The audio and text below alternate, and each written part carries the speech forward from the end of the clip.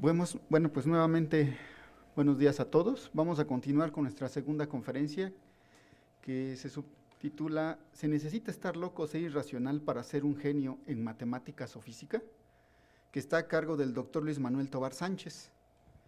Antes de iniciar, daré una breve reseña de su trayectoria. El doctor Luis Manuel Tovar Sánchez es egresado de la ESFEM y el CIMBESTAB, profesor de la ESFEM desde 1973. Ha impartido también clases en la UNAM y en la UAM, miembro del SNI desde 1986. Actualmente es nivel SNI 3. Ha llevado a cabo estancias de investigación en varias instituciones extranjeras.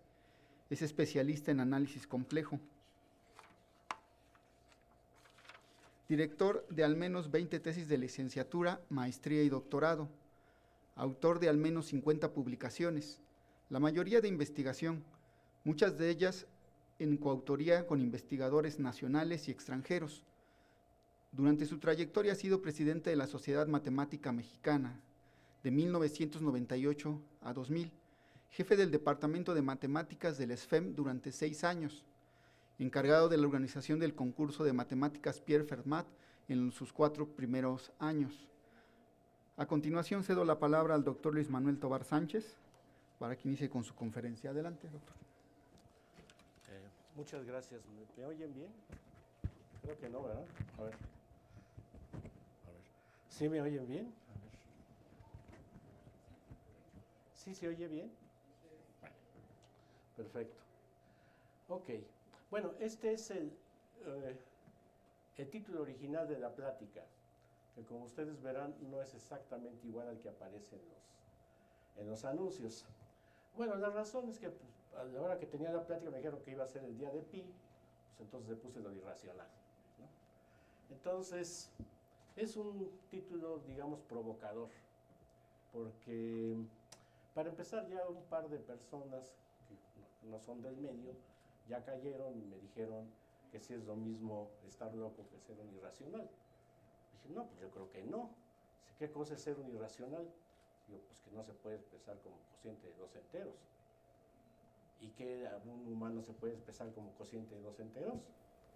Dije, bueno, pues entonces esto lo que demuestra es que luego la gente se deja llevar por cuestiones semánticas, ¿sí? Y eso lleva luego a discusiones muy raras, ¿sí? Yo sin querer pues he llegado a caer en discusiones acerca de para qué trabajar con irracionales. Ya no se diga con imaginarios. Como dijeron en mi presentación, yo trabajo análisis complejo y pues trabajo con números complejos. Entonces, pues también dice, ¿para qué te complicas la vida con los números complejos? Pero entonces la gente luego no entiende que son cuestiones históricas, ¿sí? Y que luego no corresponden, y que muchas veces por eso se les llama complejos, racionales, irracionales, imaginarios, y la gente luego se lo toma muy a pecho. Yo tenía un pariente que me discutía que un punto visto con un microscopio electrónico se podía ver que era un disco perfectamente redondo. Entonces, nunca lo pude convencer, pero así es la cosa. Quiero decir que hay muchos mitos acerca y muchas confusiones. Y parte de lo de esta plática tiene que ver con eso, con los mitos y las confusiones, ¿sí? Entonces, bueno, por el título, esta plática bien la podría haber dado un psicólogo o un psiquiatra, cosa que yo no lo soy. Entonces, ¿por qué se me ocurrió dar esta plática? Bueno, el origen es porque me consta que no solo aquí en la escuela, sino en general en las escuelas de ciencias, y no solo de aquí de México, la gente que se dedica a estudiar matemáticas o física, o que se dedica a hacer investigación, luego los tachan de que no, están medios locos, entonces hay que no te metas ahí porque vas a acabar loco. Entonces esto también yo lo sufrí cuando era estudiante. Y pues yo me lo tomaba, como muchos de ustedes se lo habrán tomado, se lo toman a broma, eso de que estamos medio locos, pero ¿de qué surgió exactamente? ¿Cuál fue la génesis de esta plática? Un día estaba yo aquí en la planta baja y entran unos muchachos y uno de ellos le dice al otro, yo aquí me quedo porque esta es mi escuela. Dice, ¿estás aquí? Dice, aquí están todos locos. Dice, si no estás loco, vas a acabar loco. Entonces yo dije, bueno, pues, ¿habrá algo de cierto? Bueno, si hay algo de cierto, tiene que haber un dato duro. Y entonces dije, bueno, pues yo me voy a lanzar a ver qué encuentro. Entonces, como les dije, yo no vengo acá porque no soy psicólogo ni psiquiatra, a darles una cátedra de lo que es una enfermedad mental, o un trastorno mental, sino les vengo a enseñar qué fue lo que me encontré. ¿Ok? Entonces, también el término que usé de loco también es un término provocador. ¿Sí? Van a ver por qué. Bueno, lo primero que dije es, bueno, si estamos hablando de locura, me tengo que asesorar con alguien. ¿Sí? Entonces, bueno, pues aproveché que mi esposa es psicóloga para que más o menos me orientara y no andar bordando en el vacío. Esta no es la primera vez que doy esta plática, la primera vez que lo di también preguntando y preguntando me llevó a trabajar a platicar con un psiquiatra. ¿Sí? Le externé mis dudas, etcétera, y me orientaron bastante acerca de por dónde debía yo de buscar y qué debía yo de hacer. Bueno, a ver, vamos a ver. Ok. Entonces, la pregunta es, ¿estudiar matemáticas o física enferma mentalmente? Bueno, la primera vez que di esta plática fue por una invitación del seminario del Departamento de Matemáticas. Entonces, ustedes van a ver que muchos de los comentarios están cargados hacia los matemáticos. Pero esa vez lo aclaré, lo que yo había encontrado también se aplicaba muy bien a los físicos. ¿Sí? No es que las cosas más bien recaigan sobre los matemáticos. ¿Sí? Ahora, ¿estamos locos en las escuelas de ciencias? ¿Sí o no? Bueno.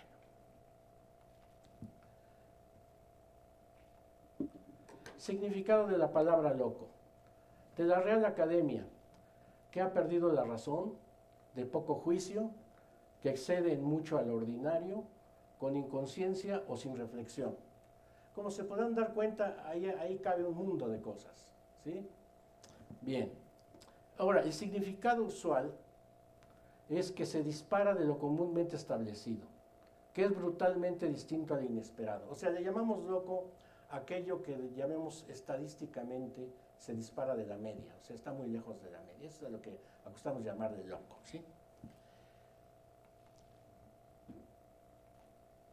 Pero loco, vamos a ver, se los voy a enseñar que es una palabra en desuso. No la usan ni los psicólogos ni los psiquiatras, pero la puse a propósito. Vamos a ver, este tema de la locura ha sido abordado por grandes mentes y de diferentes ámbitos, del ámbito artístico, científico, literario, etc. Veamos, frases que tienen que ver con la locura. No ha habido hombre de genio extraordinario sin mezcla de la locura, Séneca. No hay genio sin un grano de locura, Aristóteles. Para obtener éxito en el mundo hay que parecer loco y ser sabio, Montesquieu. Solo un loco celebra que cumple años, Bernard Shaw. Las únicas personas que me agradan son las que están locas. Locas por vivir, locas por hablar, locas por ser salvadas, Kerouac. La ciencia nos ha enseñado, la ciencia no nos ha enseñado aún si la locura es o no la más sublime de la inteligencia. Edgar Allan Poe. La única diferencia entre un loco y yo es que yo no estoy loco. Dalí. El sabio es quien quiere asomar su cabeza al cielo y el loco es quien quiere meter el cielo en su cabeza. Chesterton. Prefiero una locura que me entusiasme a una verdad que me abata. Wieland. Siempre hay un loco, siempre hay un poco de locura en el amor, pero siempre hay un poco de razón en la locura. Nietzsche. No hay un loco de quien quiera algo, de quien algo no pueda aprender el cuerdo. Calderón de la Barca. Hay un placer en la locura que solo los locos conocen. Dryden. Si el loco persistiese en su locura, se volvería sabio. William Blake. Cuando todo el mundo está loco, ser cuerdo es una locura. Samuelson. El loco se cree cuerdo, mientras que el cuerdo reconoce que no es sino un loco. Shakespeare. Loco es el hombre que ha perdido todo menos la razón. Chesterton. Si la gente nos oyera los pensamientos, fíjense, pocos escaparíamos de estar encerrados por locos. Benavente. Tengo una pregunta que a veces me tortura. ¿Estoy loco yo o los locos son los demás? Einstein. El amor y la locura son los motores que hacen andar la vida. Marguerite Yourcenar. Bueno, también Hegel dio su ¿cómo se llama?, su versión de la locura. Y bueno, antiguamente había una prueba para saber si está loco. Una vez leí una pregunta más o menos infalible que determina si una persona está loca. La pregunta era más o menos así. Marco Polo realizó 3 viajes en barco y en uno de los 3 murió. ¿En cuál de ellos fue? A ver, díganmelo ustedes. A ver cómo andan. ¿Sí? Bueno, en el siglo XX precisamente hubo alguien que se caracterizó por estudiar profundamente sobre la locura. Ese fue Michel Foucault, un tipo, ¿cómo se llama?, grandioso. Sus opiniones luego despertaron algunas, ¿cómo se llama?, acaloradas discusiones. Pero además de filósofo, Foucault fue sociólogo, historiador, psicólogo, político, ¿sí?, entre otras cosas. Murió en el 84 debido a una enfermedad de SIDA. Ese señor fue también muy importante porque participó fuertemente en el 68, ¿sí? Gracias a él se fundó, bueno, de él y otras personas, se fundó otro de los campus de la Universidad de París, ¿sí? La Universidad de París tiene varios campus, entre ellos 2 o 3 son de la Sorbona. Él creó el campus número 8, en donde se trabaja en general como un centro de investigación. Es decir, los estudiantes toman cursos generales, los mismos estudiantes toman al mismo tiempo. No hay cursos de licenciatura, maestría y doctorado, solamente hay cursos, y ahí entran los estudiantes. Y eso fue, por ejemplo, alguien dijo alguna vez que la única diferencia que existe entre las personas que están dentro de las instituciones mentales y aquellos de nosotros que estamos fuera es que nosotros somos la mayoría. Si ellos fueran la mayoría, nosotros estaríamos dentro. Para el filósofo y psicólogo francés Michel Foucault, sin duda alguna, uno de los pensadores posmodernos más influyentes del siglo XX, esto no era chiste, sino una teoría sociológica. Según él, son los que tienen el poder quienes definen lo que es normal y lo que no lo es. Y se los voy a mostrar, les voy a dar un ejemplo de eso. Cualquier sociedad puede definir la locura de tal manera que ciertas personas caigan en esa categoría y sean aisladas. Pero el poder no solo determina la normalidad de la locura, sino también el conocimiento. Van a ver por qué razón dice esto. Se necesita estar loco para ser un genio en matemáticas, es el título, pero loco en el sentido de trastornado mental. Sí o no, cuando vieron el título de la plática, pensaron, se necesita estar loco, enseguida no piensan en general que necesita estar mal de la mente, o sea, enfermo. Es lo que se le viene a la mayoría de las gentes de la cabeza cuando ven el título. El término loco está actualmente en desuso entre psicólogos y psiquiatras para diagnosticar a un individuo. En psiquiatría se utiliza el concepto de trastorno mental en general, y Freud los dividió en neurosis y psicosis. Las neurosis más bien se refieren a los trastornos más leves, la psicosis a los trastornos más fuertes. Aunque la línea divisoria, ellos mismos lo reconocen, no está clara, ¿sí? Luego se discuten entre ellos cuándo ya es una simple neurosis o cuándo ya es una psicosis. Por ejemplo, ahí viene lo que decía Michel Foucault. Por ejemplo, hasta 1974, la homosexualidad era considerada una enfermedad mental. Después de ese año, tras superar la votación de los especialistas, miles de personas dejaron de ser diagnosticadas como enfermos de la noche a la mañana. Entonces, ahí está lo que es el poder. Por ejemplo, Alan Matheson Turing, alguien del que ustedes seguramente han escuchado bastante. Fue un científico y matemático inglés, pues bueno, esto es exagerado, lo copié de algún lugar, que el más destacado del siglo XX, pero bueno, desde luego brillantísimo. Su trabajo en lógica de algoritmos fue precursor de la moderna informática y del desarrollo de las computadoras que hoy usamos todos. En 1952 fue convicto por actos inmorales, luego de admitir haber sostenido relaciones sexuales con un varón de 19 años. Se adujo que adicionalmente su homosexualidad era un riesgo para la seguridad nacional por su trabajo en el sector de defensa. Se le condenó a 18 meses de prisión que fueron conmutados por una especie de castración química. Recibiría inyecciones periódicas de hormonas estrogénicas para disminuir su líbido. Fue encontrado muerto el 7 de junio de 1954 y en su mesa de noche había una manzana mordida. ¿Recuerdan el símbolo de Apple? ¿Sí? Con el arco iris y la manzana mordida. Bueno, a eso se refiere. Turing habría colocado, se dijo que Turing habría colocado cianuro en ella, pero otros dicen que fue la inteligencia británica quien lo asesinó. Recién en 1967, la homosexualidad fue despenalizada en el Reino Unido. Dejó entonces de ser un crimen y una enfermedad psiquiátrica tratable, 13 años después de la muerte de Turing.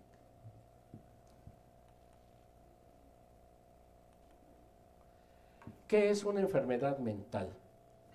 Las enfermedades mentales o trastornos psicológicos son alteraciones de los procesos cognitivos. Los procesos cognitivos son los procesos que se encargan de la información que me llega, cómo la traduzco en conocimiento. ¿Sí? Los procesos cognitivos y afectivos del desarrollo, consideradas como anormales con respecto al grupo social de referencia del cual proviene el individuo. Se puede tratar de alteraciones en el razonamiento, en el comportamiento, la facultad de reconocer la realidad o de adaptarse a las condiciones de vida.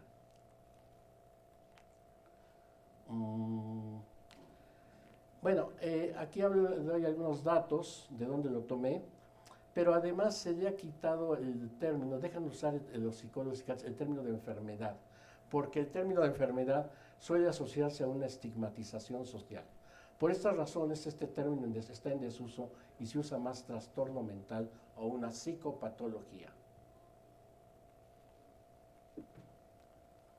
Bueno, podemos tratarnos esto. Bueno, los trastornos se dividen en trastornos neuróticos y trastornos psicóticos. Era lo que decía yo, que tiene que ver con el rango.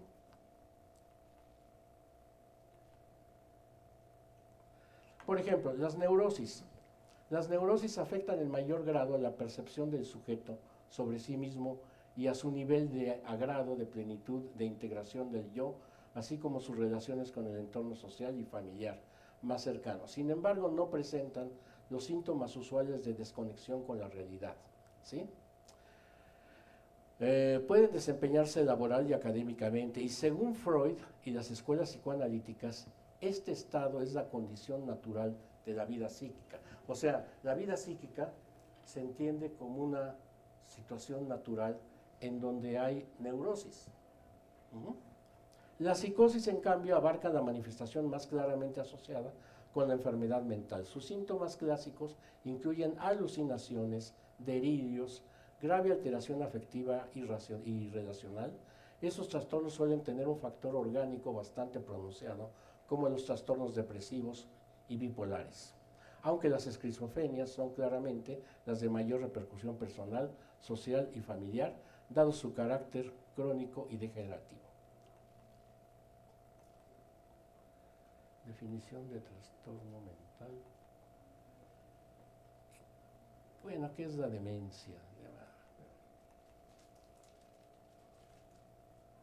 Pioneros. A ver, déjenme ver si me salté algo. No, creo que no. Bueno, ¿quiénes fueron los pioneros en este tipo de estudios? Bueno, el más conocido es desde luego Freud, ¿sí? Pero también están Kraepelin y Jaspers, que Freud fue el fundador de la psicopatología moderna. Por desgracia, la comprensión de la locura todavía está lejos de ser completa. En las cercanías del siglo XXI, esto lo tomé de un libro más o menos de fines del siglo pasado, el tratamiento de los trastornos mentales sigue siendo un problema mundial con demasiados flecos por resolver. ¿Qué es estar sano mentalmente? ¿Aquel que no padece ningún trastorno mental? Bueno, Freud fue uno de los primeros en definir lo que era la conducta normal, término que podríamos considerar como salud mental. Si se nos permite actualizar sus palabras, para él la salud mental consistía en una participación consciente y activa del individuo en cuanto a que acepta la realidad que lo rodea, sin negarla, ¿sí? Como en el caso de los psicópatas, que además de que el individuo sano mentalmente es capaz de transformar su entorno objetivamente y no en su imaginación, como los psicópatas. Aquí están las referencias de donde tomé estos datos. Bueno, la pregunta es, ¿qué es estar enfermo mentalmente? Bueno, aquí me gustaría empezar a hablar sobre ciertos mitos. Si ustedes tienen una enfermedad, padecen de una enfermedad respiratoria, pues van a un otorrino, ¿no?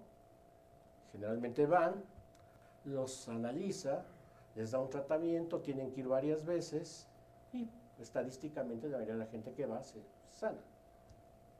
Lo mismo si tienen un trastorno estomacal, van con un gastro, o si se rompen una pierna, van con un ortopedista, ¿sí?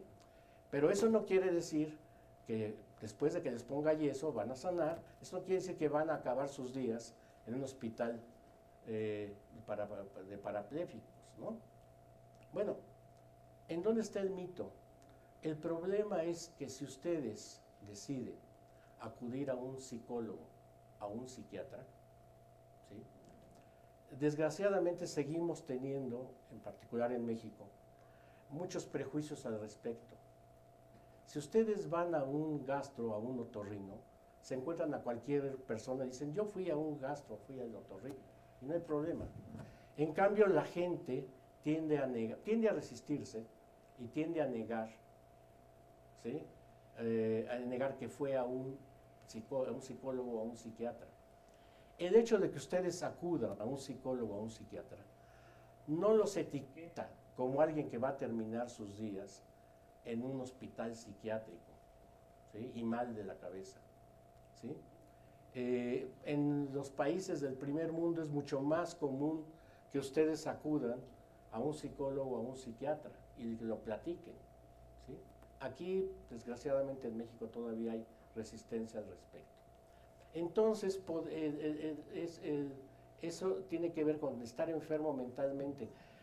Yo he escuchado, y seguramente ustedes, alguien acude a un psicólogo y luego empiezan los cuchicheos. ¿Te fijas? Ya está yendo a un psicólogo. Por algo será. Sí, yo lo he visto rarito. Entonces, cuidado con eso, ¿eh? Y de ahí vienen los mitos, que va a tener que ver con lo de nosotros, o sea, lo que dio origen a la plática, ¿sí? Por ejemplo, el trastorno bipolar es uno de los trastornos clásicos, y dentro de los famosos bipolares podemos citar a estos. Van Gogh fue un bipolar, igual que Miguel Ángel, igual que Leonardo da Vinci, igual que Mozart, ¿sí? Ya saben que los bipolares son los que tienen unos cambios de estado de ánimo terribles, ¿no? Nada más que hay una gran diferencia. Van Gogh sí fue un bipolar que terminó, o sea, que tuvo que tener internamientos en el hospital varias veces y terminó muy mal. No fue el caso de Miguel Ángel, de Leonardo, da Vinci, de Mozart, que eran bipolares, tenían un trastorno, una neurosis bipolar, ¿sí? Pero nunca acabaron en el hospital, ¿sí?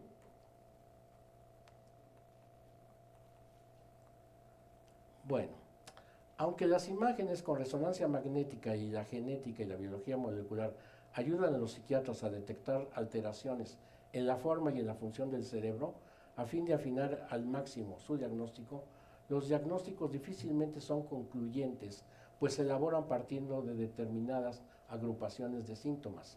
De esta manera, la línea entre salud y enfermedad sigue siendo muy difusa. Por ejemplo, en 1968 se realizó un curioso experimento sobre la locura que fue publicado por la revista Science. David Rosenhan de Stanford, ¿sí?, juntó a 12 colegas suyos, se disfrazaron de vagabundos y se presentaron en diferentes centros psiquiátricos. Todos ellos se pusieron de acuerdo en contar la misma historia, que oían voces roncas, huecas y vacías y que no entendían en lo absoluto. Estos signos no se corresponden con los síntomas de ninguna enfermedad mental. No obstante, los mendigos de mentira fueron internados y en una semana se les dieron de alta a la mayoría, no a todos, con el diagnóstico de esquizofrenia en remisión. Pero hay algo más. Por ejemplo, en la película de Jack Nicholson, pues pasó algo parecido en la de la película de el nido del cucú, ¿sí? Los falsos pacientes fueron atiborrados, mientras tanto, por pastillas durante esas semanas, ¿sí? En total les dieron 2.100 comprimidos de los preparados más diversos. Con todo, lo más esclarecedor fue la segunda parte del experimento. Ahora sí enviaron a 193 enfermos mentales auténticos y el 10% fue expulsado del centro bajo el pretexto de que estaban más sanos que una manzana.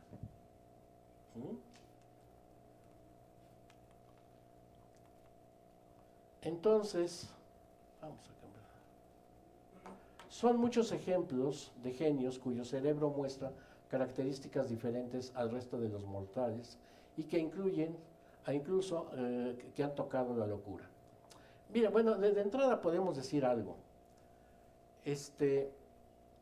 ¿Quién le pone un pie encima a Albert Einstein como físico en cuanto a su genialidad? Pues nadie, ¿verdad?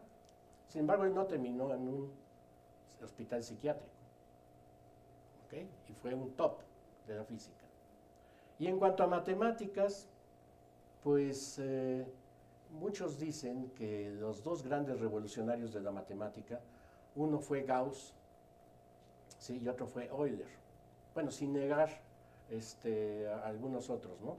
En cuanto a revolucionarios de la matemática, pues ninguno de los dos terminó en un hospital psiquiátrico ni enfermo, ¿sí? Entonces ya para que se le calme, ¿no?, a este asunto. Entonces hay muchos ejemplos de genios cuyo cerebro muestran características diferentes al resto de los mortales y que incluso han tocado la locura. Así pues, ¿dónde está la frontera entre genialidad y enfermedad?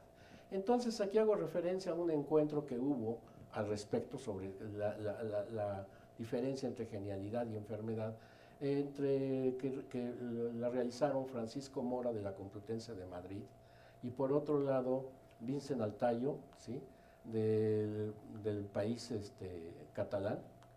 Y entonces pues llegaron a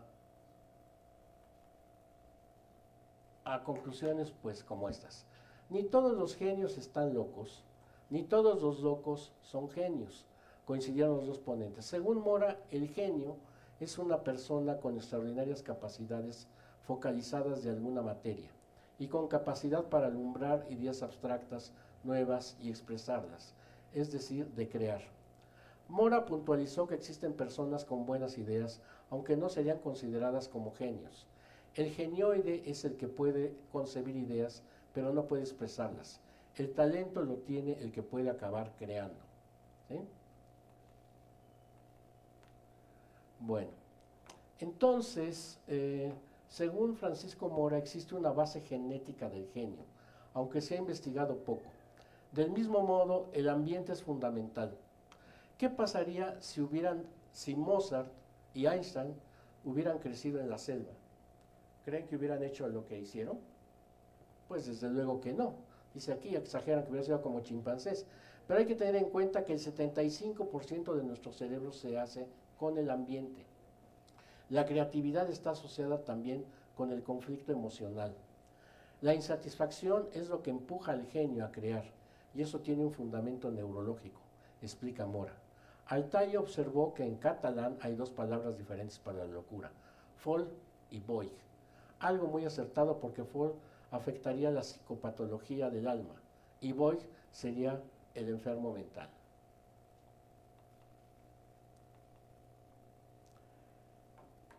Mentes prodigiosas. Existen numerosos ejemplos de personas célebres que han alimentado la creencia en un vínculo entre las enfermedades psiquiátricas y la creatividad. O sea, es a donde me voy a referir. ¿Por qué razón la gente se inclina a pensar que los científicos tienen que estar mal? Bueno, se piensa que tanto Alan Poe como Vincent van Gogh y Ludwig van Beethoven padecían un trastorno bipolar. En cuanto a Isaac Newton, hay teorías que señalan que sufría la misma patología que los anteriores, pero hay también estudiosos que dicen que lo suyo era esquizofrenia.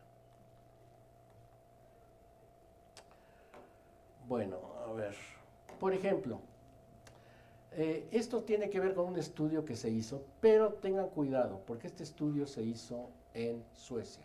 Suecia es un país del primer mundo y eso tiene que ver con el medio, ¿sí? Es decir, las enfermedades también tienen mucho que ver con el medio. Durante años se ha debatido si estos casos de creatividad desbordante son producto del propio trastorno mental o son fruto del azar. La British Journal of Psychiatry publica en su edición de noviembre un estudio cuyo objetivo fue indagar si realmente existe asociación y si es el resultado del medio en el que se desenvuelve cada individuo o se debe a factores genéticos. Para ello, un equipo de científicos encabezado por Simón Kiaga, del Departamento de Epidemiología Médica y Bioestadística del Instituto Karolinska, rastreó los archivos suecos de personas afectadas por esquizofrenia, trastorno bipolar y depresión. Buscó sus ocupaciones en el registro de profesiones y las cotejó con las del resto de la población. En total se evaluaron más de 300,000 sujetos suecos. ¿Ok? Entonces, la investigación mostró que las personas con trastorno bipolar y sus pacientes más cercanos tenían una mayor representación que el resto de los ciudadanos en profesiones creativas. En las que tenían esquizofrenia y sus familiares, no se observó ninguna diferencia en el subgrupo de dedicaciones científicas, pero sí en el de las ocupaciones artísticas. Sin embargo, la depresión no estaba especialmente relacionada con ninguna destreza concreta en el terreno de la música, la fotografía, el diseño, la ciencia y la literatura. Los responsables del estudio consideraron, por lo tanto, que obtuvieron una prueba fehaciente de por qué, por una vez, la creencia popular corresponde a la realidad. La referencia está aquí abajo.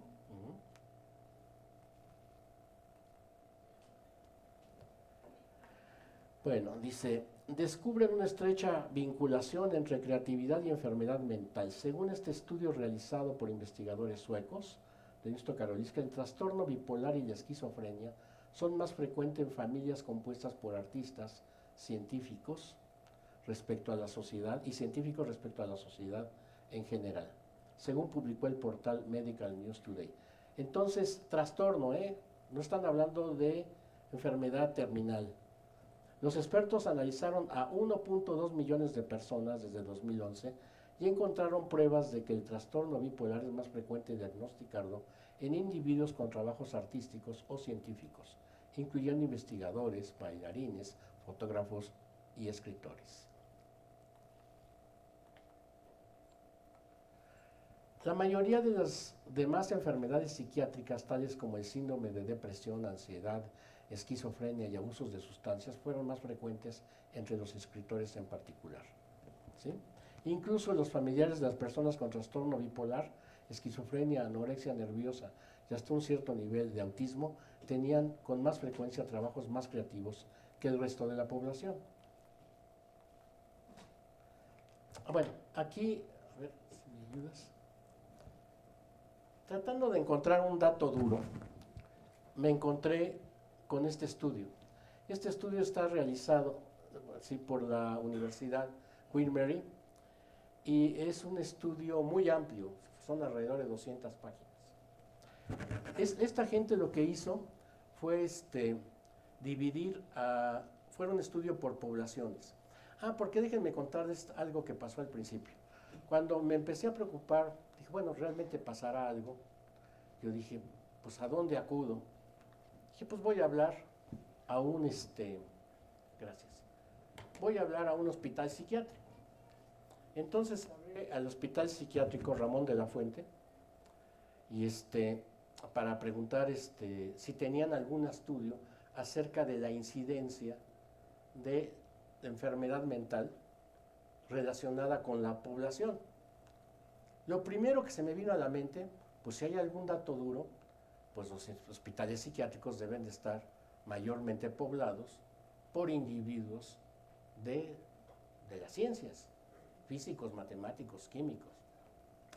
Claro que un momento de reflexión me hizo ver pues, que eso no es posible, porque para empezar, hagan un comparativo entre las poblaciones de la gente que se dedica al comercio, la que se dedica a la ingeniería. Nada más vean, por ejemplo, el tamaño de las escuelas aquí en el Politécnico. El tamaño de CIME creo que ronda los 20,000 estudiantes. Por ahí anda también la ESIA, ESCA, ¿sí? Son escuelas que algunas de ellas llegan a ser 10 veces más grandes que esta. Entonces, nada más por pura relación poblacional, pues no puede ser que nosotros fuéramos los que atiborramos los hospitales psiquiátricos con respecto a otras poblaciones. Entonces dije, no, más bien lo que tengo que preguntar es si por ocupación el índice de enfermos matemáticos, físicos u otros es más alto que con respecto a otras profesiones. Bueno, pues este estudio precisamente se dedicó a eso, a hacer una separación de las enfermedades mentales y analizarlas por ocupación, ¿sí? Dividió a la gente en grandes grupos y en pequeños grupos. Los científicos caemos en los pequeños grupos, ¿sí? Lo que corrobora lo que les estoy diciendo, ¿sí? Y lo que me hubiera gustado es que hubieran separado más a los científicos. Nos agrupan igual a los físicos, matemáticos y químicos. Les llaman científicos naturales. Y entonces, pues, ¿qué fue lo que encontraron este estudio, que es muy completo? ¿Sí? Fueron 16,000 estudios que hicieron en diferentes organizaciones. Y entonces, déjenme enseñarles qué fue lo que hicieron. Ahí está la referencia. Bueno, esto es lo que están viendo. Hicieron este estudio por el 2003, pero luego me encontré que actualizaron los datos en el 2023. ¿Sí? Los datos cambiaron un poco, pero el cambio no fue cualitativo. O sea, más bien reafirmaron lo que habían encontrado. Bueno, hay cantidad de tablas en este estudio de casi 200 páginas, pero vamos a ver lo que dice el resumen ejecutivo de este estudio. Aquí se los amplío. Esto es lo que dice. Dice, estudios internacionales de ocupación y salud mental sugieren que ciertas ocupaciones son del más alto riesgo. Esas ocupaciones que puntean en todos los estudios incluyen clérigos, secretarias, trabajadores de soporte administrativo, ¿sí? Operadores de máquinas, trabajadores sociales, trabajadores industriales, personal de ventas y ciertos grupos profesionales, ¿sí? También, por ejemplo, estudios de investigación sugieren que los profesores, ahí se refieren a profesores de educación básica, enfermeras, trabajadores sociales y otros, y también, por ejemplo, policías, oficiales. Aquí no lo dice, pero incluyen también a abogados y políticos, ¿sí? Y personas por ejemplo, los doctores, los paramédicos, tienen una alta incidencia de enfermedad mental. No aparecen los científicos. Bueno, este es un estudio muy amplio. Lo que hice para esta plática fue actualizar, a ver si encontraba nuevos datos. Van a ver. por ejemplo, las peores profesiones para la salud mental. Esto, ahí está la referencia. No se alcanza a ver, pero aquí su compañero... ¿Cómo? Sí, sí, sí, sí, sí. A ver.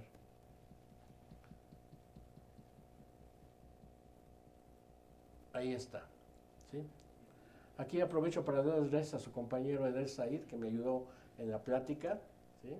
Eder Said Martínez Ramírez, y a Yesenia Bravo Ortega, que también es una egresada de aquí, que me apoyaron en la realización de esta plática. ¿Quiénes son ese estudio? Pues fíjense que hay alta coincidencia.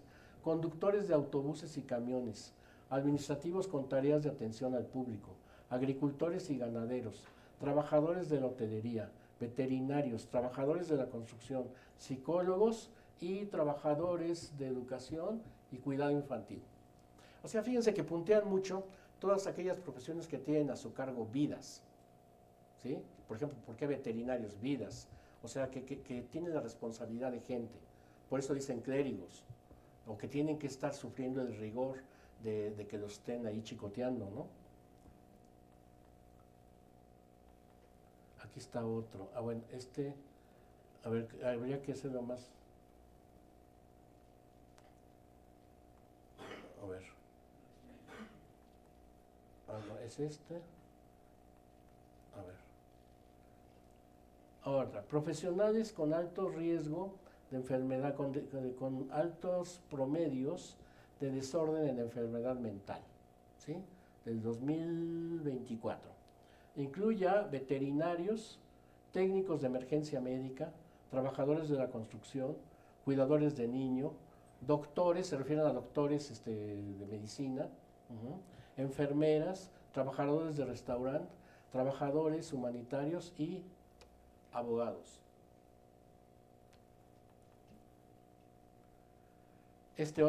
Algunos de los trabajos con más riesgo de suicidio y depresión son de gran importancia para la sociedad. ¿A quién abarca aquí en este otro estudio? Veterinarios, técnicos de emergencia médica, trabajadores de la construcción, cuidadores de niños, ¿sí? Doctores que cuidan a hombres, doctores hombres, enfermeras, trabajadores de restaurante, trabajadores humanitarios y abogados. ¿Y dónde andamos nosotros? Pues no aparecemos. Entonces, a ver, la pregunta es, y entonces, ¿de dónde el mito? ¿Sí? Todos estos estudios no punteamos. Bueno, hay que ser honestos.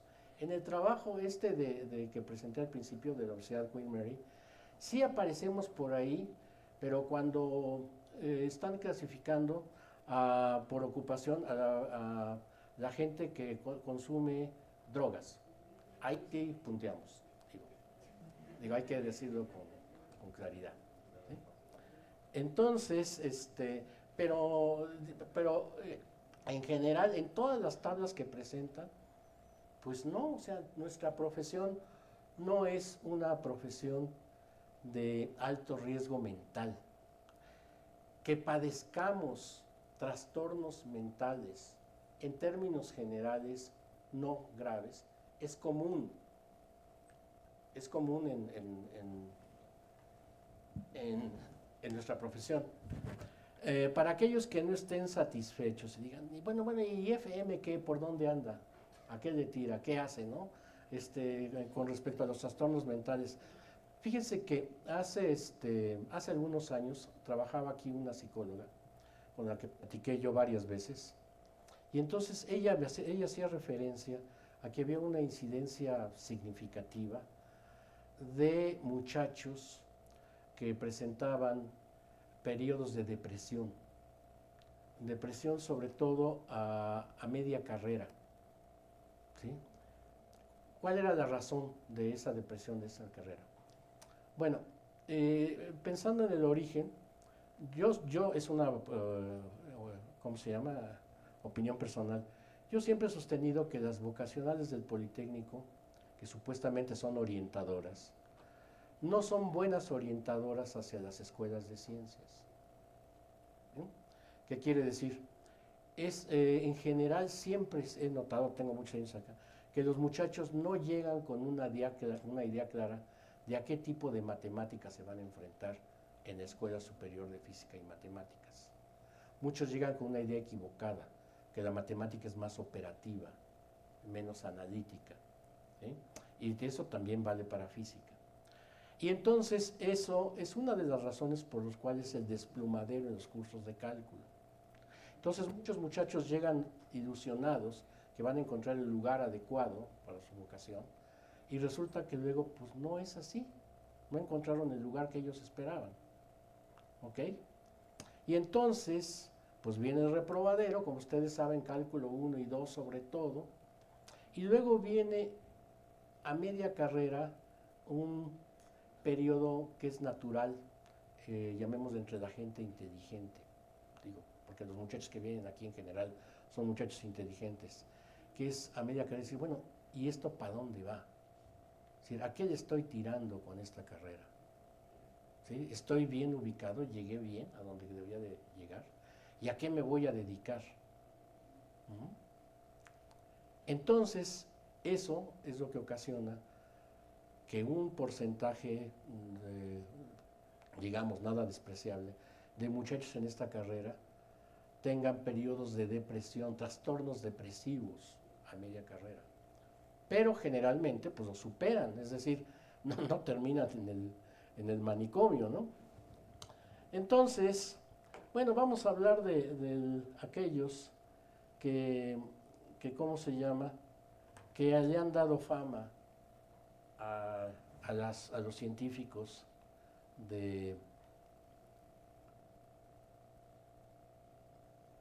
sobre por qué están locos. Dice unas palabras acerca de la idea del genio. Refiérese esta no a los logros, sino al camino para alcanzarlo. El talentoso y el genio pueden alcanzar lo mismo, solo que el genio lo hace de manera enigmática, relampagueante, incomprensible. Genio es ante todo enigma. Digamos que el talentosísimo Ingres, por ejemplo, Ingres se refiere a Jean-Auguste Dominique Ingres, un pintor francés.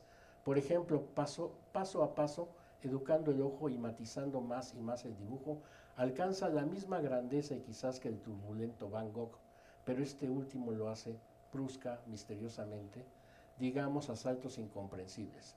Por eso Van Gogh y no Ingres es el prototipo del genio.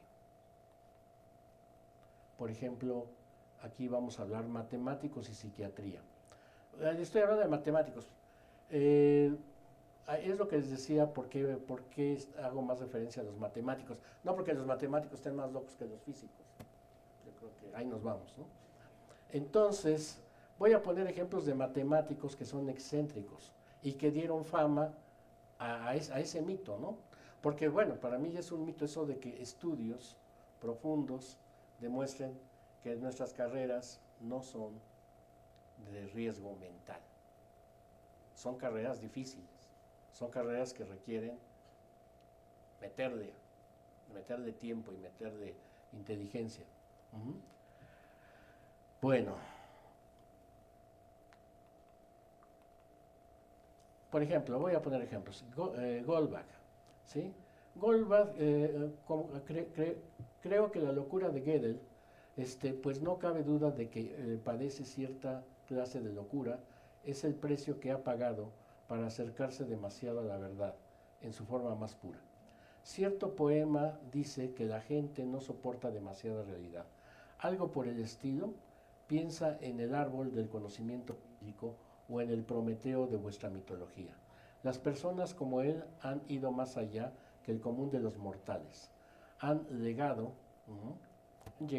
a saber más de lo que un hombre necesita saber y deben pagar por su arrogancia. Entonces están hablando aquí de Gödel. John Nash. Este es un caso. En 1959, ¿por qué es famoso Nash? Como ustedes saben, en matemáticas no hay premio Nobel, ¿sí? Porque Nobel no dejó un premio de matemáticas. Hay muchos chismes al respecto, pero ahorita no es el momento de platicarles todos los chismes, de por qué no dejó el premio. Que porque, ¿cómo se llama? Que porque Mita Leffler andaba con su mujer, no es cierto, no se casó en Nobel. Nash sí se ganó un Nobel, pero no en matemáticas, sino que creo que fue en economía. Dice, en 1959, tras estar internado durante 50 días en el McLean Hospital, viaja a Europa donde intentó conseguir el estatus de refugiado político. Creía que era perseguido por criptocomunistas. En los años siguientes estaría hospitalizado en varias ocasiones por periodos de 5 a 8 meses en centros psiquiátricos de New Jersey. Unos años después, Nash escribió un artículo para una revista psiquiátrica en el que describió sus pensamientos. ¿Sí? Él sí fue una persona que realmente terminó mal, brillantísima, ¿no? Bueno, en matemáticas es famoso por el teorema de Nash. ¿Sí? En particular, déjenme platicarles, hace algunos años hubo el congreso más importante que hay en matemáticas, el International Congress of Mathematicians, se desarrolló en Beijing. Entonces ahí asistí a ese congreso a presentar un trabajo y como ustedes saben, a diferencia del Nobel, en matemáticas lo que se da es la medalla Fields, la medalla Abel, la medalla Ramanujan, ¿no? Y se da cada 4 años. Y entonces supuestamente las estrellas de esos congresos son esos, los que obtuvo el premio Ramanujan, el Abel, el Fields. Pero me llamó la atención, el congreso se desarrolló en el Centro de Convenciones de Beijing. Entonces, se acababa de estrenar hacía poco, a nivel mundial, una película, creo que se llamó Mentes Brillantes o algo así, que es sobre Nash, ¿no? Y sobre su locura. Entonces me llamó la atención porque estaba en el centro de convenciones y veo una fila larga, ¿sí?, pidiendo autógrafos. Y entonces me llamó la atención porque inclusive a los que obtienen el premio, la medalla Fields y el premio Abel, no se arremolina la gente a pedirles autógrafos. Y dije, ¿y este quién es? Pues era Nash, ¿sí? Entonces vean la fuerza de Hollywood, lo que hace Hollywood. Me llamó la atención porque los matemáticos no somos dados a andar pidiendo autógrafos. Bueno, tampoco a que nos los pidan, ¿no? A lo mejor por algo será. Entonces, pues sí, era por Nash. Entonces vean lo que es Hollywood. Entonces, estaba de moda la película de Nash y pues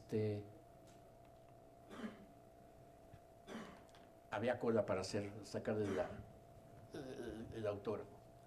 Cantor es otro de los casos. Es el que creó la teoría del número transfinitos. Es también sabido que Cantor padeció toda su vida de una serie de colapsos nerviosos que conforme envejecía iban haciéndose más frecuentes y agotadores. Estos colapsos nerviosos eran seguramente síntoma de una enfermedad mental de carácter orgánico. Un estudio recién llevado a cabo por Guinness, etc., especialista inglés en historia de la matemática, sugiere, fundándose en una evaluación del historial clínico de Cantor, realizada por psicólogos de la Heil Nervenklinik Hospital, que Cantor era víctima de psicosis maníaco-depresiva. Su enfermedad mental, lejos de desempeñar un papel enteramente negativo, pudo muy bien haber proporcionado durante sus fases maníacas la energía y la tenacidad obsesiva con que promovió su teoría. Gödel.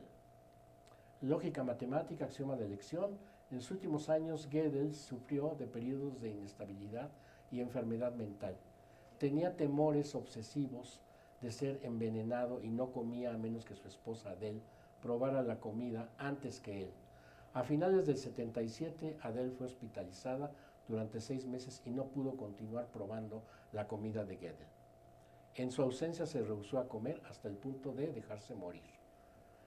Al momento de su muerte pesaba 65 libras. El certificado de defunción en el hospital de Princeton, el 14 de enero, dice que murió de desnutrición e inanición causadas por perturbaciones en la personalidad. ¿Sí? Entonces, este es otro de los que dieron fama. Perelman. Perelman es un caso totalmente diferente porque Perelman todavía vive y no está en un hospital psiquiátrico. ¿Sí? Ahora, puede parecer rarísimo. Por ejemplo, nacido el 13 de junio del 66, es el matemático ruso más famoso del último milenio. No lo creo. Pero dejémoslo en el último siglo o de los últimos 50 años. Porque tras 8 años de reclusión, no en hospital psiquiátrico, sino de reclusión en su casa, dio con la solución a la conjetura de Poincaré, la cual está dentro de los 7 problemas fundamentales de las matemáticas. Mientras Perelman, que asegura haberse retirado de las matemáticas para no convertirse en un mono de feria, estaría, según David, uno de sus mejores amigos, trabajando duramente en otro desafío, la demostración matemática de la existencia de Dios. Somos amigos desde niños, asegura David a Pravda, y él es un hombre profundamente ascético, espiritual. Su apartamento está profusamente decorado con íconos. Él lleva barba y grandes crucifijos, y tiene un rosario en el bolsillo. Reza cada noche y está convencido de haber logrado probar la existencia de Dios. Además se hizo famoso porque se ganó un premio de $1 millón que nunca recogió. Lo dejó. Y su trabajo no lo publicó ninguna revista importante, no quiso que lo publicara. ¿Sí? Lo publicó así, de manera que todo el mundo lo pudiera observar. Dice, el señor Perelman, dice Stockley, no apareció en París el martes 22 de junio para recoger su premio de $1 millón por la solución de un problema que ha desconcertado a los científicos durante más de un siglo. El señor Perelman, que vive en un pequeño apartamento en San Petersburgo con su anciana madre, está en el paro y los vecinos dicen que vive en la pobreza. Efectivamente, se retiró su madre, vive en el bosque, se retiró con su madre a vivir pobremente, no se supo de él. Casualmente hace como un mes salió que había vuelto a aparecer. Lo encontraron unos amigos ahí en un transporte público, pero se podrá decir que era un tipo con un trastorno fuerte, pero no es un tipo que haya visitado un hospital. ¿Sí? Entonces, aquí está el caso. André Bloch, muchos de ustedes a lo mejor no lo conocen. Mis estudiantes sí, de maestría, porque ahorita les estoy dando espacios de Bloch, entonces ellos sí han oído hablar de Bloch, ¿no? André Bloch. André Bloch fue un científico francés, pero es al que más le dedico. No escribí todo lo que encontré, pero es al que más le dedico tiempo porque el caso de Bloch habla sobre la relatividad de la salud mental. ¿Qué es estar sano mentalmente? ¿Qué lo quiero decir? Si ustedes tienen duda de COVID, van y se hacen un examen, les dan el resultado y con una certeza grandísima saben si tienen o no. Pero en el caso de la enfermedad mental, ¿estamos sanos porque estamos sanos? ¿O estamos sanos porque nos desarrollamos en un ambiente, ¿sí? En un marco referencial en donde podemos funcionar sanamente? ¿Sí? Y si no, pongan atención al caso de André Bloch. Vean. Nació en 1993 en Besançon, Francia. Sus padres originarios de etcétera. Fue criado junto con sus dos hermanos menores en Besançon por sus tíos. Realizó sus estudios de secundaria en esta ciudad, donde fue un estudiante brillante y fue aceptado para competir por un lugar en la escuela politécnica, al mismo tiempo que su hermano menor, George, nacido un año después que André. Después de un año de servicio militar, seguido de un primer grado en la escuela politécnica, ya nada más tenía un año de estudios. Los dos hermanos se enlistaron, más bien los llamaron en el ejército a combatir en la Primera Guerra Mundial. André fue adscrito al Estado Mayor General de Castelnau como subteniente de artillería. Después de meses de bombardeo en el frente, André sufrió una caída desde un sitio de observación. Este golpe fuerte lo retiró del servicio activo. En cuanto a su hermano, George fue herido en la cabeza y como consecuencia perdió un ojo. Ambos fueron retirados del ejército y regresaron a casa. George fue liberado del servicio, mientras que a André le permitieron recuperarse, pero no fue liberado de sus funciones. Sin embargo, pese a su discapacidad, George reanudó sus estudios en octubre, los cuales debió interrumpir por la guerra. ¿Sí? Vean que André nada más se quedó en el primer año. Fue entonces cuando el 17 de noviembre de 1917 se suscitó un drama aparentemente incomprensible. Durante una cena en el apartamento de la familia Bloch en Boulevard de Courcelles, París, André asesinó a puñaladas a su hermano, George, a su tía y finalmente a su tío, para después salir corriendo por la calle gritando. André fue aprehendido por la policía. Increíblemente, este hecho tan deplorable fue omitido por los periódicos, pues no hablaron de ello. Incluso los compañeros de estudio de los hermanos Bloch no conocieron los detalles del drama. Quizá debido a que Francia se encontraba peleando una guerra, la Primera Guerra Mundial, y que el asesino era un oficial en permiso. No se resistió al arresto y ya que el asesinato fue declarado como no intencional, André fue internado en un hospital psiquiátrico, Saint Maurice, también llamado Casa de Charenton, la cual no abandonaría hasta 31 años más tarde. 31 años pasó ahí. ¿Porque estaba mal? No, van a ver. Mientras tanto, André Bloch escribió obras importantes, ¿sí? Comentarios sobre las funciones holomorfas, meromorfas, cuyos resultados se han convertido en clásicos. También escribió una memoria de la geometría escrita en colaboración con Guillaumin, un gran número de artículos cortos sobre diferentes temas, como teoría de funciones, teoría de números, geometría, ecuaciones algebraicas, cinemática. El señor vivía en el hospital, tenía una mesa, solamente una mesa, casi no tenía libros, fue prácticamente autodidacta, ¿sí?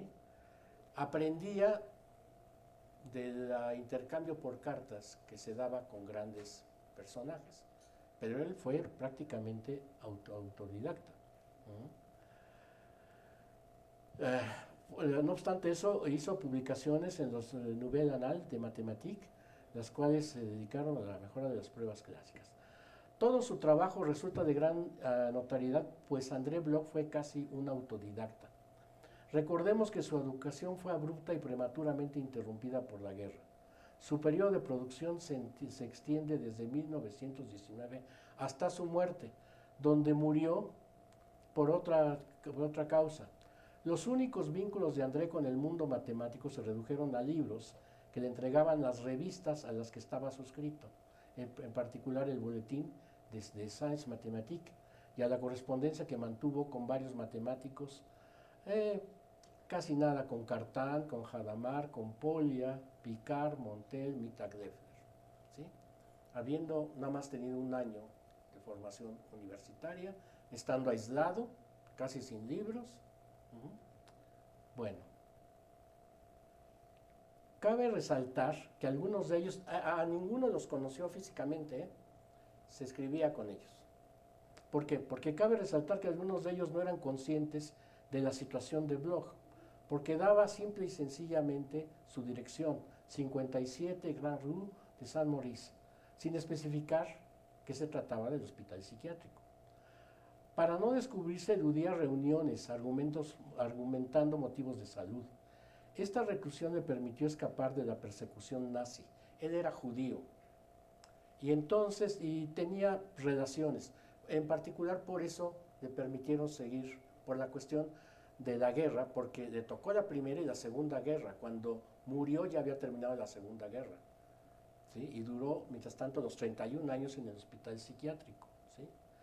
Esta reclusión le permitió escapar de la persecución nazi contra los judíos, pero tuvo que actuar con prudencia, así que firmó con seudónimos el trabajo que publicó bajo la ocupación alemana. Cabe señalar que finalmente que André Bloch nunca se casó. Cartas dirigidas a Picard y a Montel, que han sido conservadas, intercalando en ellas a veces citas en latín, muestran un gran respeto por los valores académicos y también una conciencia de su propio valor. Tal vez esto parezca poco frío y servil, pero en ellas no se refleja ningún desequilibrio mental. Les platico. Bueno, ahorita lo van a decir. El señor, casi al poco tiempo de haber entrado, empezó a presentar una conducta ejemplar. No era conflictivo con nadie, era dulce, cariñoso con la gente. Al poco tiempo lo dieron de alta, pero no se quiso ir, porque dijo que él lo que le gustaba era la matemática y que ahí su mesa era donde le gustaba estar. Entonces, de ahí se la pasó 31 años. Y desde el tercer año o algo así ya pudo haberse ido a su casa, pero no se quiso ir. Entonces todos los diagnósticos eran de que el tipo ya estaba sanísimo y que solo había tenido un periodo de desequilibrio, algo que lo botó, ¿sí? Un factor que lo botó. Dice, el profesor Henri Baruch, uno de los psiquiatras franceses más importantes de mitad de siglo, y que en ese entonces dirigía el Hospital San Maurice, afirmó sobre el caso: este es un caso de racionalismo mórbido. No se trata de celos, ni es por una decepción en el amor que André Bloch ha eliminado fríamente a sus familiares, sino en obediencia a un deber de la eugenesia. La eugenesia que trata sobre cómo ir mejorando las generaciones posteriores. Dice que por eso lo hizo. Dice, se eliminaría una rama de la familia que él consideraba contaminada. Eso lo dijo al principio, que por eso lo había hecho, por una cuestión de eugenesia, para eliminar una rama que estaba mal de su familia. Por eso mató a su hermano y a sus tíos. Al final de su vida, pero dense cuenta, lo dieron de alta clínicamente desde el tercer año. Pero al final de su vida, ya cuando le faltaba, lo visitó su hermano menor. Finalmente decidió visitarlo. André le pidió información específica sobre toda la familia. Al día siguiente le comentó a su médico sobre el asesinato de los familiares. Lo hice por una cuestión de lógica matemática. Había una enfermedad en mi familia, así que se debe seguir normalmente la aniquilación de toda esta rama. A ver, ¿en dónde estaba la salud de este individuo?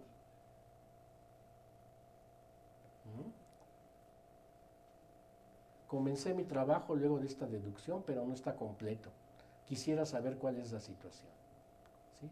Sin tomar en cuenta sus delirios, André Bloch fue aparentemente el hombre más dulce, un modelo de bondad y calma, cuya vida corría con regularidad monástica. Dormía y comía mucho.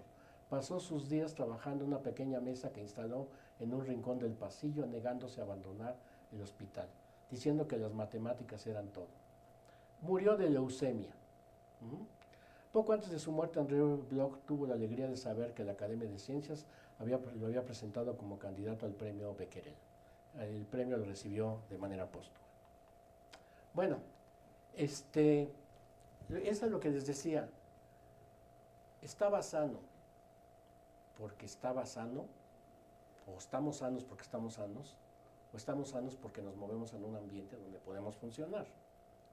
¿Sí? Por ejemplo, este tipo, a los 31, casi a los 30 años de estar ahí, van y lo visitan y sigue convencido de lo que hizo. Entonces, ¿dónde está la salud? Estamos sanos porque sí, y no será que tenemos luego algún germen de algún mal psicótico, que lo que se necesita es el ambiente adecuado para que se dispare. Eso no me lo pregunto yo, eso lo preguntan los psiquiatras. ¿Sí? ¿Qué es la salud mental?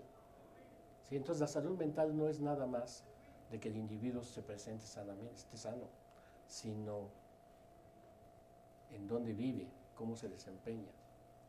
A una persona sana, de repente lo meten a un ambiente como la guerra, que a lo mejor ahí se le pueden disparar ciertos genes o ciertos gérmenes psicóticos que no esperaba nadie. ¿Ok? Bueno, y pues afianzando lo que digo, no todo lo que brilla es oro. Miren,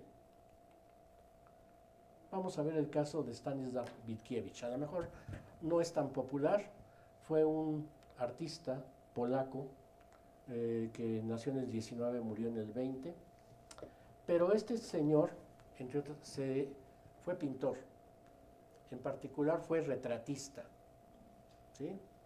Pero ¿qué hacía? Venía alguien que iba a ser su modelo y lo empezaba y decía, bueno, me voy a meter ahora peyote, coca y alcohol. Se los metía y lo empezaba a retratar. Hacía el retrato y en una esquina ponía, este trabajo se hizo con peyote, cocaína y alcohol. ¿Sí? Agarraba y luego ponía otro modelo y dice, ahora me voy a poner LSD, voy a poner alcohol, o voy a poner tal sustancia, ayahuasca y órale, a hacer el retrato. ¿Sí? Lo terminaba y hacía el retrato y en sus, no se alcanza ya a ver, pero en las esquinas aparece. Lo que pasa es que a mí me regalaron un libro, unos investigadores polacos sobre Witkiewicz, entonces por eso me enteré de él. Y luego inclusive al mismo modelo lo volvía a pintar, ¿sí? Pero ahora se metía a otras cosas y lo anotaba, ¿no? Entonces, pues todo mundo que dice, pues ese tipo está bien pirado, ¿no? ¿Sí? Si piensan que ese tipo estaba bien pirado, vean, aquí están unas de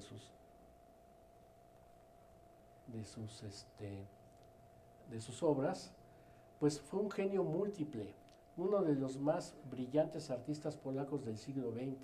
Fue pintor, dramaturgo, prosista, filósofo y teórico del arte y autor de obras de teatro. Siguen pensando, siguen con la primera impresión de que estaba tan mal el tipo. Pues ese es el asunto, ¿no? ¿De dónde viene? En todo este mito del científico loco ha tenido mucho que ver la literatura y el cine y la televisión, ¿sí? Entonces se creó el estereotipo. ¿Y por qué? Pues porque a la gente le gusta lo distinto, le llama la atención lo que es anormal, lo que se sale, lo loco, lo que se dispara de la media, ¿sí? Y de ahí se crea el mito del científico loco, porque en términos de población, nosotros somos una población mínima, comparado con los demás. ¿Sí? Los científicos son la gente con vocación científica son los menos. Como decía antes, como dijo Foucault, si todos fuéramos científicos, los que estudian comercios nos parecerían locos. ¿Sí? Bueno, y entonces hubo obras de teatro, hubo obras, libros y hubo obras de cine en donde se destacaba eso. Y si no, vean, por ejemplo, analicen esta serie multipremio famosísima, que no sé si les puede parecer buena, mala o regular, la de Big Bang Theory, ¿sí?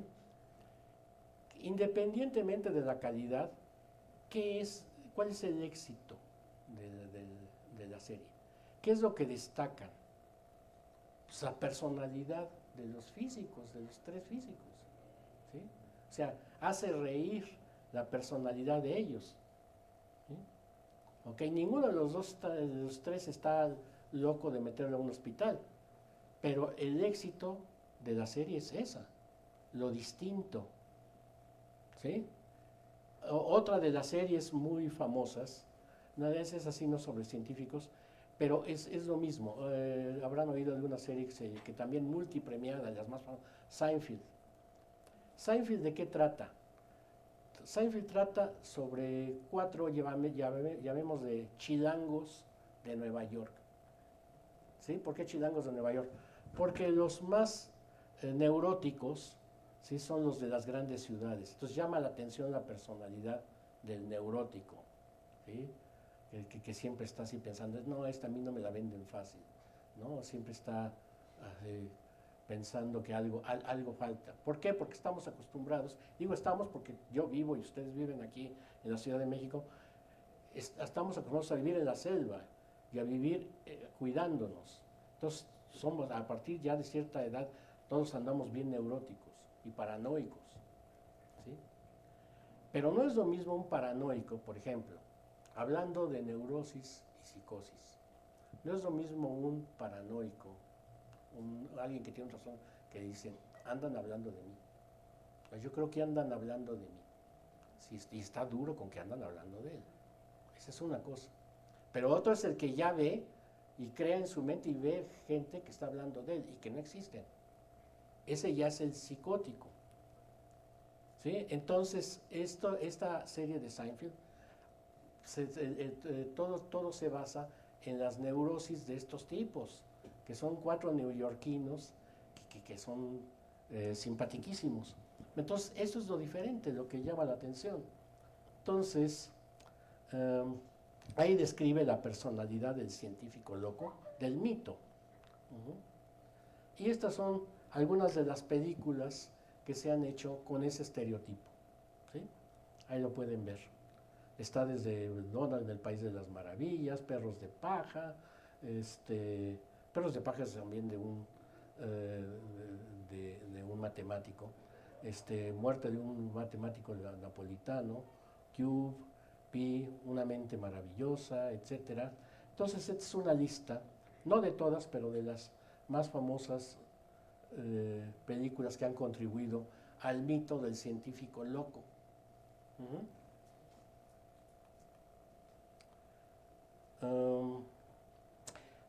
¿Y qué es y por qué estamos tan neuróticos?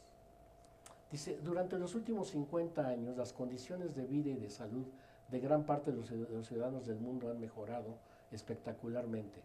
Pero este notable progreso del bienestar físico ha ido acompañado de un progresivo deterioro de salud mental. El proceso se inició en los años 50 en el mundo desarrollado y ahora cobra fuerza en los países en vías de desarrollo. En el año 2000, por ejemplo, el número de esquizofrénicos en los países pobres será de unos 24 millones, un 45% más que los contabilizados en el 85. ¿Sí? Según un informe, ¿se acuerdan cuando les dije de ese estudio que había sido hecho en Suecia? Les dije, cuidado, porque es en Suecia. Suecia es un país del primer mundo, con otras condiciones de vida. Vean lo que dice acá. Según un informe de Arthur Kleinman y Alex Cohen, del Departamento de Medicina Social de Harvard, los cambios sociales propios de la urbanización y el desarrollo económico favorecen al crecimiento de las tasas de violencia, el abuso del alcohol y otras drogas y, en definitiva, la quiebra de la estabilidad emocional del individuo. El conocimiento científico actual de la locura se ha creado con la recopilación de datos exclusivamente de países del primer mundo, norteamericanos y europeos. Pero el 80% de la población mundial y por lo tanto la mayor parte de las enfermedades mentales viven en Asia, África, Centroamérica y Sudamérica, donde se lleva una vida más dura, ¿sí? Donde pues el ambiente nos está golpeando constantemente la carrocería. Bueno, mientras nos golpea la carrocería, el problema es cuando ya nos golpea el motor y el motor ya no funciona, ¿no? Entonces ya es... entonces fíjense cómo hay una relación muy fuerte entre salud y medio ambiente. Bueno, aquí habla sobre la relación de, ¿cómo se llama?, de trastorno mental en Estados Unidos en particular. Yo quería referirme más bien a la cuestión de qué es lo que pasa. Hay muchos estudios en los países del primer mundo, no tantos en los países como los de Sudamérica y África.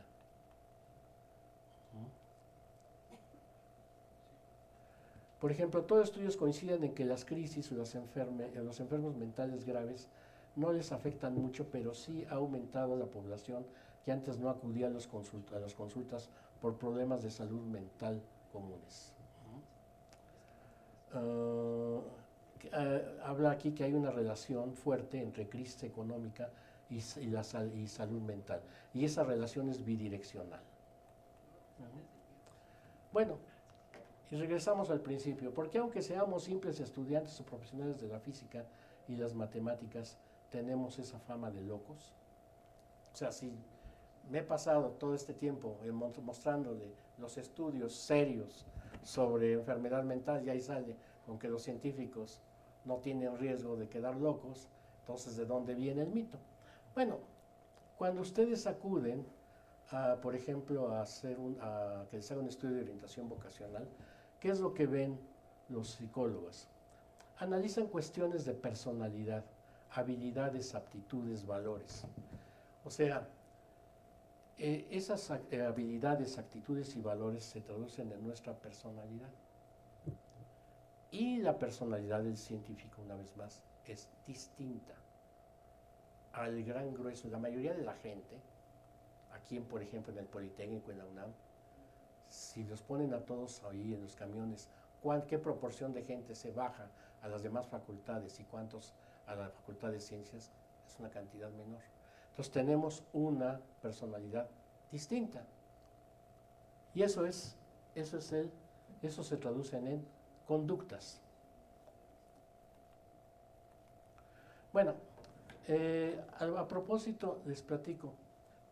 Yo sufrí, digamos, los chistes de mis amigos cuando entré a esta carrera, de que me iba a volver loco. Yo fui el único de mi bola de amigos que se metió a estudiar física y matemáticas. Todos los demás estudiaron comercio, leyes, arquitectura, etc. Y siempre me hacían bromas, no, ya no estudies tanto, vas a quedar loco. Y un día tenía yo que venir aquí a recoger un libro. ¿Sí? Y entonces les digo, nos vemos rato, tengo que ir a mi escuela a recoger un libro. Y dos de ellos que andaban de vagos me dicen, pues te acompañamos. Bueno, entonces dice, sirve que por ahí vemos a los locos de tu escuela. Ok. Entonces se vinieron conmigo, entramos aquí a la escuela, me encontré a algunos compañeros, se los presenté, les señalé a algunos maestros y noté como cierta expresión de insatisfacción. O sea, como que esperaban ver a los loquitos hablando con las paredes o babeando, o sea, ¿qué esperaba? Y entonces, o sea, no encontraron, cuando vieron la escuela, no encontraron lo que ellos esperaban. ¿Qué fue lo que sí encontraron, lo que sí vieron, mis amigos? Y que ustedes también lo ven todos los días, entre sus compañeros y entre sus profesores. Este es un cuadro que seguramente ustedes conocen, se llama El Matemático. O sea, es de Diego Rivera, un artista. ¿Sí? Un buen pintor no es necesario, o sea, un artista de la pintura no necesariamente es aquel que sabe escanear con su pincel lo que está viendo. Bueno, en la época del Renacimiento sí eran, o sea, sabían pintar muy bien y retratar con el pincel. Pero después, con los diferentes movimientos, fueron cambiando sus objetivos y ya no les interesaba tanto retratar la realidad, sino ir retratando otras cosas. Luego pasaron a otros movimientos como el impresionismo, el manierismo, el cubismo, etcétera, etcétera, etcétera, ¿no? Y, por ejemplo, en el caso de Diego Rivera, ¿qué es lo que quiso retratar Diego Rivera? Que para mí es clarísimo. Yo no sé si el que sirvió de modelo a Diego Rivera exactamente tenía esa tez, estaba así de delgado, tenía esas entradas o tenía esa nariz. ¿Sí? Lo que retrata ahí Diego Rivera es precisamente uno de los rasgos de nuestra locura, entendiendo por locura nuestra personalidad, que es distinta en términos generales de la gran población. Uno de los rasgos de nuestra personalidad es la capacidad de abstracción, que es lo que pinta aquí Diego Rivera, ¿sí? Esa forma, ¿sí?, de sumirse en un pensamiento, es lo que sí ustedes ven a diario entre ustedes y con sus profesores. Y es precisamente el valor de esta pintura de Diego Rivera, ¿sí? Bueno, bueno, ya para terminar, cuando terminan una película, siempre pasan al final el elenco, o sea, quienes participaron en la película. Y entonces, pues lo que quiero mostrarles es quiénes fueron el elenco de esta plática, ¿sí? El tema de la locura, como les dije, le ha interesado a la humanidad a lo largo de siglos y a las mentes más brillantes. ¿Quiénes fueron el elenco de esta plática? Fíjense: Séneca, Aristóteles, Montesquieu, Shaw, Kerouac, Allan Poe, Dalí, Chesterton, Beelan, Nietzsche, Calderón de la Barca, Dryden, Blake, Samuelson, Shakespeare, Benavente, Einstein, Marguerite Yourcenar, Hegel, Foucault, Turing, Kraepelin, Freud, Jasper, Van Gogh, Miguel Ángel, Leonardo da Vinci, Mozart, Proust, Demócrito, Beethoven, Nash, Swedenborg, Hölderlin, Ingres, Goldbach, Cantor, Gödel, Perelman, Bloch, Witkiewicz, Tales de Mileto, Shelley, Diego Rivera y los autores de los estudios relacionados con el tema, ¿sí? Entonces, dense cuenta de lo apasionante que es el tema de la locura y de las enfermedades mentales, ¿sí? Creo que esta descripción del elenco lo demuestra. Y pues ya nada más me resta agradecerles su paciencia, muchas gracias, ¿ok?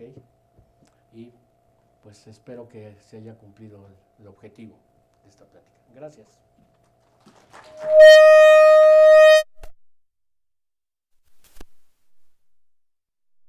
Bueno, muchas gracias, doctor Luis Manuel Tovar Sánchez. Permíteme un tantito, si tienen alguna pregunta, adelante. Y otra, pues yo les dije que yo no soy ni psicólogo ni psiquiatra. Entonces, no me molestaría, al contrario, me ayudaría si hubiera aquí un psicólogo, un psiquiatra y me dijera: no, fíjate que este dato lo tienes mal, adelante, porque yo no quise venir aquí a imponer mis criterios. Les vine a enseñar solamente lo que me encontré. Ya. Ok, ¿alguna pregunta, como decía el doctor? ¿No? Adelante. A ver. Yo nada más quería expresar mi satisfacción de que sigues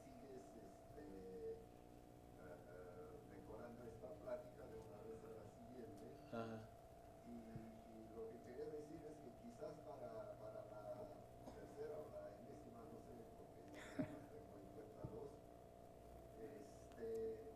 creo que habría dos temas que quizás serían muy interesantes.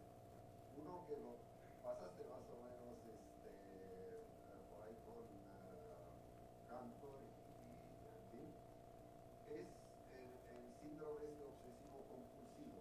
Uh-huh. Y hablando de normalidad, no sé si tengo ahí sí no sé si tengo el dato bien, pero más o menos dicen que la gente del 90% de un lado y otro de la media se concentran como 10 minutos. Uh-huh. Ese es el tiempo típico de concentración. Ahora, el 5% de menos son la gente de TDA que sufren de este tema y nada más se concentran como un minuto. La gente del otro extremo son los que pusiste ahí y que de alguna manera realmente necesitan concentrarse más de los 10 minutos, porque si fueran los 10 minutos no llegan ni a una terapia de artificial en otras fibras exactas. Entonces, por ahí, como el síndrome no está definido por una, digamos, por un límite prescrito, pues sería interesante de ver una correlación ahí. Y la otra es esto de las correlaciones. Se fuera la pregunta, porque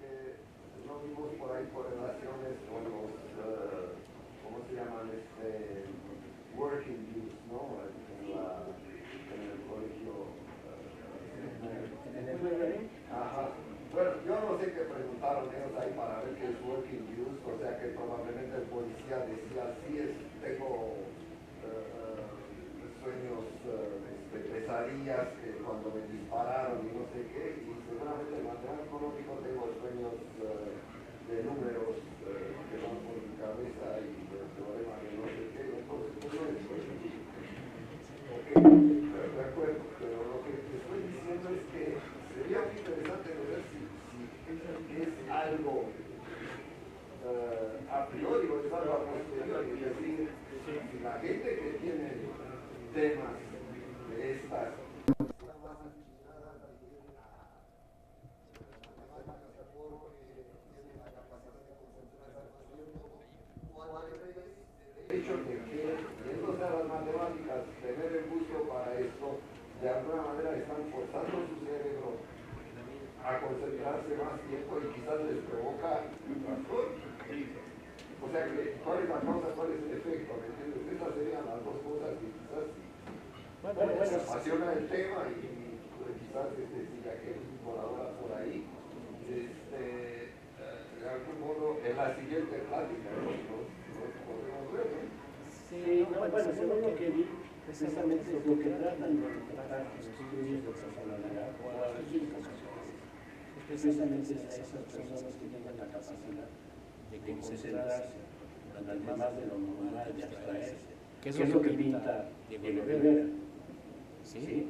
Que precisamente ese es el rasgo fundamental de la personalidad, la abstracción.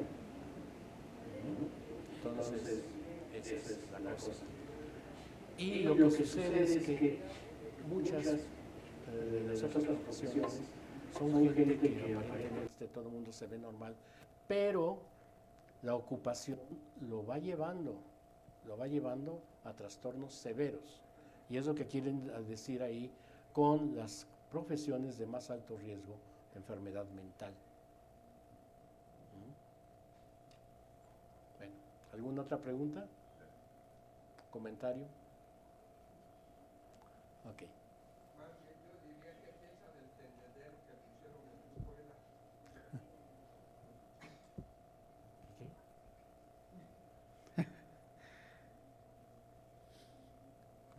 No escuché. ¿Cómo era? ¿Perdón? Bueno. Ok, bueno, pues le damos las gracias al doctor Luis Manuel Tovar Sánchez.